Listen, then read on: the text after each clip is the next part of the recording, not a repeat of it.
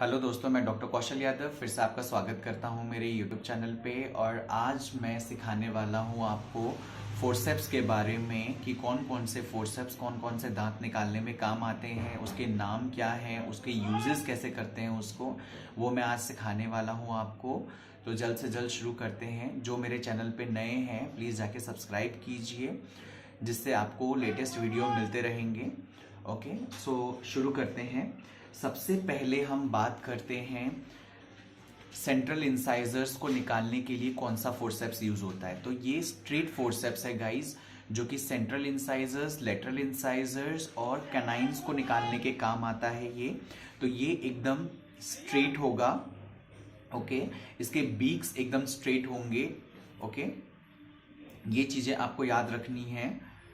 तो ये central incisor forceps है और इसे निकालते कैसे हैं मैं आपको ये दिखाता हूँ। तो सबसे पहले अगर आपको सेंट्रल इंसाइजर अगर निकालना है तो सेंट्रल इंसाइजर्स के लिए आपको ग्रिप लेना है, सर्वाइकली ग्रिप पकड़ना है, ऐसे अच्छे से ग्रिप लेना है। और आपको टर्न सबसे पहले आपको थोड़ा सा रोटेट करना है, बिकॉज इसके जो रूट्स होते हैं वो ट्रायंगुलर होते हैं। तो हमें पहले रोटेट करना है, देन हमें बकल की तरफ जाना है, क्योंकि जो कॉर्टिकल प्लेट्स होते हैं, बकल कॉर्टिकल प्लेट्स, वो इतने ज़्यादा स्ट्रांग नहीं होते हैं एज कम्पेयर टू पैलेटली। तो पैलेटल नीचे नहीं करना है, आपको पहले थोड़ा बकल ले जाना है, फिर थोड़ा रोटेट करना है, देन इसको निकालना है गाइज। तो ऐसे आप इस सेंट्रल इंसाइजर फोर्सेप्स को आप यूज कर सकते हो, ऐसे पहचान सकते हो। इसमें कोई बेंड नहीं है, ये एकदम स्ट्रेट है। तो अगर आपको वाइवा में पूछा जाए तो आप ऐसे बता सकते हो कि एकदम ये स्ट्रेट है। ओके तो ये था आपका central incisor forcep, lateral incisor और कैनाइन फोर्सेप्स। अब बात करते हैं प्रीमोलर फोर्सेप्स की। तो प्रीमोलर फोर्सेप में आप ये देख रहे होंगे यहाँ पे कर्वेचर है, लाइक ये देख रहे हैं। तो कर्वेचर ध्यान रखना है आपको सबसे पहले।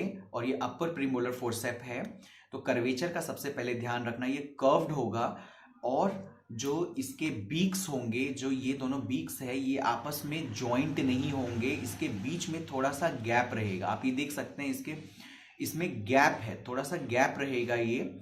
ओके, और इसको पकड़ना है, जब हम पकड़ते हैं तो पाम रूल से पकड़ते हैं। तो इसको ऐसे पकड़ना होता है प्रीमोलर फोर्सेप्स। अब मैं आपको दिखाता हूं कि इसको प्रीमोलर कैसे निकाला जाएगा।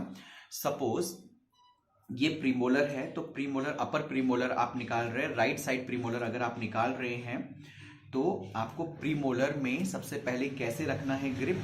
आपको ग्रिप ऐसे रखना है, सर्वाइकली अच्छे से बीक्स को ले जाना है। और गाइस इसको भी थोड़ा सा पहले रोटेट करना है, क्योंकि इसके रूट्स भी जो होते हैं, जो फर्स्ट प्रीमोलर होता है उसका 2 रूट होता है, सेकंड प्रीमोलर का 1 रूट होता है। तो जो 2 रूट होते हैं हम इसको थोड़ा सा रोटेट करेंगे। रोटेट करने के बाद देन बकल फोर्स देंगे, फिर देन पैलेटली फोर्स देंगे, बकल फोर्स देंगे, पैलेटल फोर्स देंगे, देन रोटेट करके फिर इसको निकालेंगे। तो गाइस आप ऐसे यूज कर सकते हो इसको। बस ध्यान ये रखना है कि इसको पहचानने का तरीका क्या है। जो इसका जो बीक्स होगा वो बेंड होगा। ओके, ये ऐसे इसमें बेंडिंग्स होगी, ये स्ट्रेट की तरह नहीं होगा, बिकॉज ये जो सेंट्रल इंसाइजर था ये पूरा स्ट्रेट था और ये जो है इसमें बेंडिंग है। तो ऐसे आप पहचान सकते हैं। अब बात करते हैं हम मोलर्स की। मोलर फोर्सेप्स, जो इसके बीक्स होंगे थोड़े बड़े होंगे। अब ये भी कर्व्ड है, तो आप ये पूछेंगे कि ये प्रीमोलर का क्यों नहीं है, मोलर का क्यों नहीं है। तो ये इसलिए नहीं है बिकॉज जो इसके बीक्स हैं वो थोड़े ब्रॉड होंगे, क्योंकि मोलर्स जो होता है वो ब्रॉड होता है, थोड़ा सा बड़ा रहता है। तो इसी वजह से जो इसके बीक्स हैं वो बड़े होंगे। ओके, जो ब्रॉड होगा आप ये देख सकते हैं ये बड़ा होंगे। ओके, तो ऐसे आप पहचान सकते हैं। अब मैं आपको बताता हूं कि आप कैसे मोलर्स को निकालेंगे, अपर मोलर्स को कैसे निकालेंगे। तो जो ये अपर मोलर्स है, suppose this is your upper molars, और आप अपर मोलर्स को निकाल रहे हैं, तो आपका जो ये ग्रिप रहेगा, अगेन सर्वाइकली आप डालेंगे, और जब आप पकड़ेंगे तो पाम रूल फॉलो करना है आपको। ओके, ऐसे पाम रूल फॉलो करना है, अच्छे से ग्रिप लेना है।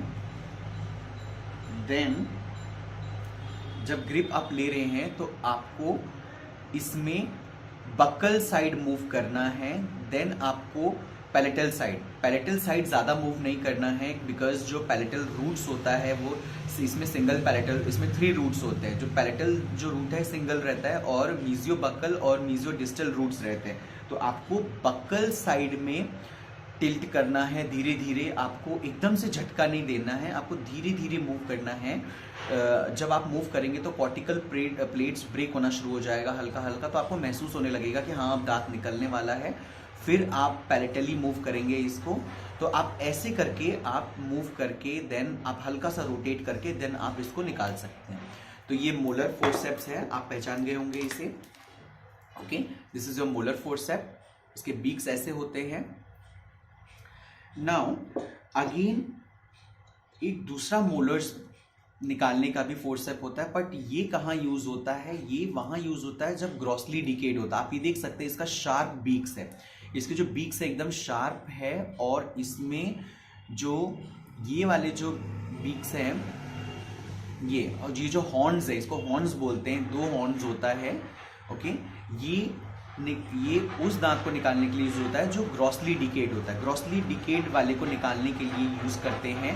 ये जो शार्प बीक्स है ये जाता है फर्केशन एरिया में, फर्केशन एरिया में जाके ये अच्छे से ग्रिप लेके फिर ये निकालता है उसको, तो आप वहां यूज कर सकते हैं। तो जिसका ग्रॉसली डिकेड होता है आप उसको वहां यूज करेंगे ये टूथ को। ओके, वैसे ही लेफ्ट साइड और राइट साइड का दोनों होता है, ये आपको मिल जाता है ये। उसके बाद अब थर्ड मोलर की बात करते हैं। अब थर्ड मोलर फोर्सेप भी होता है। थर्ड मोलर फोर्सेप का जो ये एरिया होता है वो थोड़ा स्मॉल होता है और ये कर्वेचर होता है। आप ऐसे देख सकते हैं, ये नीचे को जाएगा फिर ऊपर को आएगा, तो ये कर्वेचर ताकि हमें एक्सेस मिल सके वहां तक। तो ये ऐसा दिखता है थर्ड मोलर फोर्सेप। तो एक्सेस दिख सकता है आपको यहाँ से, ये तो आप तुरंत पहचान सकते हैं। वाइवा में अगर पूछा जाए ये कौन सा फोर्सेप है तो आप सीधा बता सकते हैं ये थर्ड मोलर फोर्सेप है। ओके, अब इसको निकालना कैसे है मैं दिखाता हूं आपको। मान लीजिए this is third molar forcep और ये थर्ड मोलर आपका है यहाँ पे। तो थर्ड मोलर कैसे निकाला जाएगा, तो थर्ड मोलर निकालने के लिए आपको